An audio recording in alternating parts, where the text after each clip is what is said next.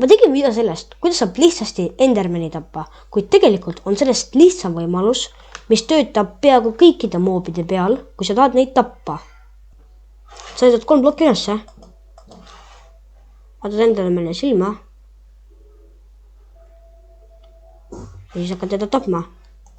Ta ei saa sind 3 ploki kõrguselt lüüa niimoodi, et sina pead lihtsalt teda tapma.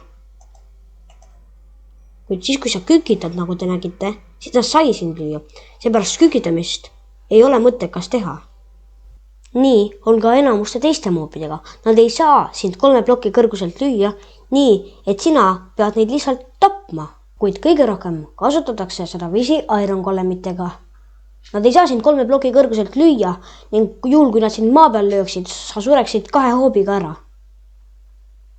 Niisiis, sa pead neid lihtsalt tapma. Selleks läheb vaja ainult 3 plokki, pole vaatmisplokki ning mõõka, millega teda lüüa või kirvest.